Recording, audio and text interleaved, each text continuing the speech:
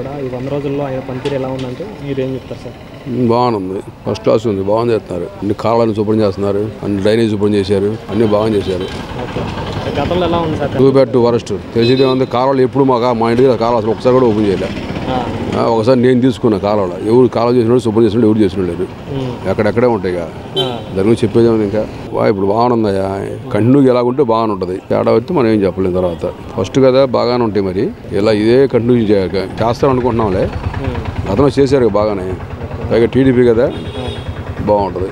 మరి అదేవిధంగా వచ్చి 3 నెలలు అయినా కానీ ఒక పథకం కూడా ఇవ్వలేదని చెప్పి జగన్ గారు ఆరోపణలు ఇస్తారు. ఎందుకు ఎవరు ఇస్తున్నారు, కొన్ని ఇస్తున్నారుగా. అంటే మేముంటే ఇప్పటికీ అమ్మఒడి కానీ రైతు భరోసా కానీ అలాంటివి ఇచ్చేవాళ్ళం అని చెప్పేసి అంటారు. ఇస్తారు, వీళ్ళు ఇస్తారు. మాకు దాని గురించి పెద్ద ఐడియా లేదులే. ఇస్తారు, లోటు బడ్జెట్లో ఉన్నారుగా. ఈ 5 ఏళ్లలో మీ తెనాలి అభివృద్ధి అయ్యే కార్యక్రమాలు ఏదైనా అవకాశం ఉందంటారా? తెనాలే కాదు, ఏపీ అభివృద్ధి. ఏపీ మొత్తం ఇది ఇండియా లెవెల్లో. చంద్రబాబు నాయుడు అంటే తెలుసుగా బ్రాండ్. ఆయన అంటే కంపల్సరీ అభివృద్ధి చెందుద్ది. దాని గురించి ఆలోచించేదే ఉంది. ఇప్పుడు అందరికీ నష్టం జరగబట్టాగా ఈ రకంగా మార్పు వచ్చింది. అంటే జగన్ ఏమంటున్నాడు అంటే మాకు ప్రజల్లో వ్యతిరేకత లేదు, మేము ఆయన్ని 99% ఆ పథకాలన్నీ అమలు చేస్తాము, బట్ చంద్రబాబు ఎక్కువ ఉపయోగం లేదండి. ఏం పథకాలు బాబు, ఎందుకు పథకాలు ఉపయోగం చెప్పు. డెవలపింగ్ ఏది? మా పిల్లలు బెంగళూరు, చెన్నై తిరుగుతున్నారు. అదే పిల్లలు ఇక్కడ వచ్చే సాఫ్ట్వేర్ ఇక్కడ చేసుకునేవాళ్ళు కదా. గత 5 ఏళ్లలో డెవలప్మెంట్ ఏమి లేదని చెప్పేది. నేను చెప్పి అందరూ అదే చెప్తున్నారు కదా. మేము చెప్పేది ఏముంది? మేము ఉంటాం. ఇప్పుడు ఇది తర్వాత అన్ని రకాలుగా అదేంటి రియల్ ఎస్టేట్ కానీ బిజినెస్ కానీ అందరూ చూస్తున్నారు. మాది స్టాండ్, ఆర్టీసీలో స్టాండ్ మాది. వాళ్ళు చూస్తూ ఉంటారు, మాకు తెలియదు కదా, వాళ్ళు చూస్తూ ఉంటారు. పర్లా చూడు బాగుందని. మొన్న కుర్రని అడిగాము, ఏంటి పరిస్థితి అంటే పథకాలు మాకు తెలియదు అన్న. చంద్రబాబు నాయుడు రోజు పని ఉంటుంది మాకు, చాలు మా పథకాలు మాకు ఇవ్వక్కర్లేదు, రోజు పని ఉంటుంది. వాళ్ళు ఉంటే పని లేదంట, అసలు ఉంటే జగన్ గారు ఉంటే పని లేదంట. వాళ్ళు అంటున్నారు. నాకు కూడా ఏం తెలుసు అంటే నాకు తెలుసు, నా ఎఫెక్ట్ నాకు ఉంది. పిల్లలకి ఎంత ఇప్పుడు ఎస్సీ ఎస్టీ వాళ్ళు ఎంతమంది తెలుసా సర్టిఫికేట్ లేకుండా ఆగిపోయింది. మా పిల్లలతో పాటు వచ్చారు. వాళ్ళు ఎక్కడో వేరే కంపెనీ పెట్టుకోమంటే నా అంకులు సర్టిఫికేట్లు ఎందుకు లేవంటే డబ్బులు అతను వేయలేదు, వీళ్ళు ఇవ్వలేదు. వాళ్ళు ఎంతమంది ఆగిపోయారు తెలుసుగా. మరి వాళ్ళ పరిస్థితి ఏంది? ఉపయోగం ఏంటండి? పిల్లల భవిష్యత్తు లేకుండా వేరు చేసిన ఉపయోగం పథకాలు దేనికి? అయ్యని మాకు ఎందుకు పట్టణంలోకి అంటున్నారు. ఉపయోగం ఏంది? మాకైతే ఉపయోగం లేదయ్యా. సరే నా పర్సనల్ తీసేయి. డెవలపింగ్ లేదు, రాష్ట్రం డెవలప్ లేదు. ఇప్పుడు రోడ్లు ఎట్లున్నాయి? పర్సనల్గా పక్కన పెట్టేసేయండి. పర్సనల్గా మేము టీడీపీ అయినా కూడా నాకు ఎలాంటి ఉపయోగం లేదు. నేను టీడీపీ కానీ నాకు ఎలాంటి ఉపయోగం లేదు, అక్కర్లేదు కూడా మాకు. వీళ్ళు వచ్చారు, మా కారు కూడా పోయింది మాకు అవన్నీ కాదు. అసలు నాకు పర్సనల్ కాకుండా పబ్లిక్ ఉపయోగాలు ఏంటి, పిల్లలకి ఏంటి? పీజీ వాళ్ళకి ఎత్తేసారు కదా, ఫ్రీజ్ ఎత్తేసారు కదా. మరి ఏంటి పరిస్థితి? అవి లేకుండా ఉండాయి తీసాడు. వాళ్ళ నాన్నగారు పెట్టారు, దాన్ని అమలు చేశారు చంద్రబాబు నాయుడు గారు. మరి ఈయన అమలు చేయాలి కదా. కొన్ని తీసి కొన్ని వీటిని అర్థం కాదు. ఇప్పుడు అమ్మఒడి అంటే ఇప్పుడు ఎస్సీ వాళ్ళు ఉన్నారు అబ్బాయి. ఎస్సీ వాళ్ళకి అందరికి వచ్చింది స్కాలర్షిప్, చదువుకున్న అందరికీ. ఎస్సీ కార్పొరేషన్ ఉంటే అది తీసుకుపోయి అమ్మఒడి ఒకరికి ఇటువైంది, ఈ ఇద్దరికి ఇటువైంది. అసలు అనవసరం కాదు. అంటే కార్పొరేషన్ ఉంటే వాళ్ళు చదువు ఎరుగుంటే వాళ్ళకి వచ్చింది, చదువుకున్న వాళ్ళకి వచ్చింది. దాని గురించి ఇక్కడ చేసేది ఏమన్నా? ఇంకా ఈవీఎం ట్యాంపరింగ్ జరిగింది, లేదంటే మాకు 11 కన్నా ఎక్కువ వచ్చేది అని చెప్పేసి అంటారు. జరిగే పని అయితే మోదీ గారు ఎందుకు చేసుకోవాలి ఈవీఎం ట్యాంపరింగ్? ఆయనకంటే ఇది ఎక్కువేం కాదు కదా. ఇప్పుడు చంద్రబాబు నాయుడు గారికి వచ్చి మీ సపోర్ట్ కావాలని అడగారు కదా. ఆయన చేసుకుంటే శుభ్రం సరిపోతుందిగా, వీళ్ళని అడగాల్సిన పని ఉంది. అది కరెక్ట్. అంతకుముందు మరి ఈయన చేసింది కూడా ఈవీఎం ట్యాంపరింగ్. అది అప్పుడు మేము అనుకున్నాం. అంటే తెలియక సహజంగా వ్యతిరేకత వర్గాలు అనుకుంటే సహజంగా. కానీ ఇంత మార్పు వచ్చింది మేము అనుకోవాలి. అంటే టీడీపీ వచ్చింది అనుకున్నాం కానీ ఇంత మార్పు వచ్చింది అనుకోవాలి. కారణం ఆయనే మరి, జగన్ గారు ఇస్తున్న అయ్యే మరి. అంటే ముంబైలో ఒక మహిళని వైసీపీ నాయకులు ఆంధ్రాకి తెప్పించి ఒక 45 రోజులు టార్చర్ చేశారు. ఆ మహిళ తిరిగి కేసు పెట్టింది. ఇప్పుడు ఆ కేసు ఉదంతం అనేది రాష్ట్రం మొత్తమే వైరల్ అవుతుంది కదా సార్.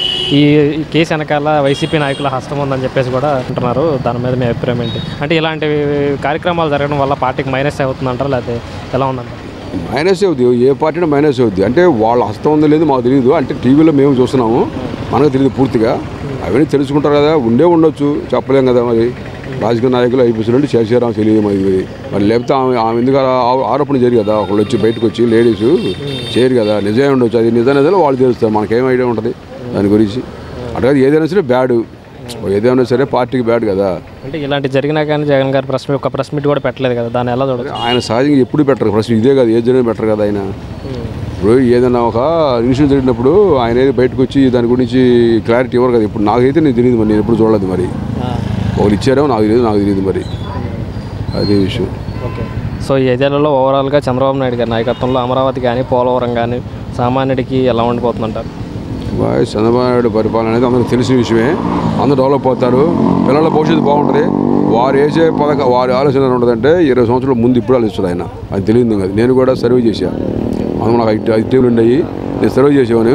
ఫస్ట్ చంద్రబాబు నాకు పడదు. నాకు చంద్రబాబు నాయుడు తిట్టే పడతాగా, ఎందుకంటే రామారావు ఎన్నుప్పుడు పొడిచాడు అని ఎట్టబడి తిట్టే ఉండదు. నాకు నచ్చదు అసలు. కానీ మనం ఏదో మనం జీవనోపాధి కోసం నేను సర్వేకి వెళ్ళాను. సర్వేకి వెళ్తే ఎక్కడికి వెళ్ళినా కూడా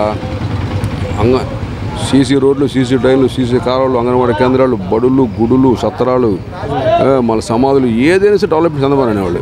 నేను కూడా ఈంద్రబాబు ఈయనేంద్ర చేస్తున్నాడు, ఈ మంచివాడు అనుకునేవాడిని అప్పుడు. నేను అంటే టీడీపీ అయినా కూడా ఆయన పడదు నాకు, అలా అనుకునేవాడు. తర్వాత చూస్తే ఎక్కడి నుంచి డెవలప్ అవుతున్నాయి కదా. ఒకప్పుడు ప్రపంచం మొత్తం ఆంధ్రకి చూసింది. ఎందుకు చూసింది? ఐటీ సిటీ వాళ్ళు చూసింది. నేను చూసాను కదా, ఐటీ సిటీ, సైబరాబాద్. ఇప్పుడు అటు గచ్చిబౌలికి వెళ్ళండి, అసలు మన ఇండియాలో అయితే వేరే కంట్రీ వెళ్ళామని అనిపించింది అసలు. కారణం పునాది ఇల్లే కదండి. ఏం చేసిన డెవలప్మెంట్గా కళ్ళకు కనపడుతుంది కదా. మనం దాన్ని కాదనుకుంటే అట్ట అయితే ఒకటి వాటి వల్ల నాకేం ఉపయోగం లేదు అలా అని చెప్పి మనం ఉపయోగం లేదు చెప్పి మనం కాదని. ఇప్పుడు ఉదాహరణకి ఇక్కడ నారాయణ మనోహర్ గారు ఇక్కడ కాలువలు అన్ని కట్టించారు. అంతకుముందు బళ్ళూరు పెట్టుకోవాలా, ఇప్పుడు పెట్టుకున్న 10 మంది ఒక 20 మంది పెట్టుకున్న బతుకుతున్నారు. అంటే నాకు లేదని తప్ప అన్నాను కదా. అక్కడ ఎవరిలో బతుకుతున్న 10 మంది కారణం ఎవరు? అక్కడ నారాయణ మనోహర్ గారు డెవలప్ చేయటం వల్ల బతుకుతాను. అట్లాగే చంద్రబాబు డెవలప్ చేయడం వల్ల ఎవరు పోతారు, నీకు నాకు బతకపోవచ్చు. ఇప్పుడు ఏంటంటే నా చుట్టుపక్కల ఉండేవాళ్ళు డబ్బు ఉండేవాళ్ళు అనుకో, ఆటోమేటిక్ నేను తన ముందు అవుతాను. అంతేగాని అందరూ డబ్బు లేకపోతే మనం అడిగేమవుతాం. డెవలప్మెంట్ అలా జరుగుతూ ఉంటుంది. అది విషయం. సార్ ఇప్పుడు ఫైనల్గా పవన్ కళ్యాణ్ గారి గురించి ఏం చెప్తారు సార్? పోయినసారి 10 సంవత్సరాలు కష్టపడితే ఈసారి 21 కొట్టారు కదా, ఆయన గురించి మీరు ఒక మాటలో ఏం చెప్తారు? ఏమన్నా నిజాయితీ ఎప్పుడూ గెలిచిద్దండి. నిజాయితీగా ఉండేవాళ్ళు, స్ట్రైట్ ఫార్వర్డ్ ఎదుగు ఉండేవాళ్ళు. ఎలాగుంటే బాగుంటుంది, లేదంటే కష్టం. ప్రస్తుతానికి పర్లేదు. అంటే గ్రామ సభలు పెట్టడానికి కూడా కారణం ఆయనే కదా. ప్రతి గ్రామంలో పంచాయతీకి ఏ సమస్య ఉన్నా కానీ మీరు మాకు చెప్పండి, మేము సాల్వ్ చేస్తాము. గ్రామ సర్పంచులకి పవర్ ఇవ్వడం జరిగింది. దాని మంచి పద్ధతి అంటారా? ఇది మంచి పద్ధతి. ఈ పద్ధతి కొనసాగాలి కదా, పూర్తి కొనసాగితే బాగుంటుంది. ఏదైనా సరే ఒకటి, ఏ పార్టీ ఏదైనా సరే ఎవరైనా నాయకులు బాగా చేస్తే పైకి వస్తారు, లేకపోతే ఎలాగ పోతారు.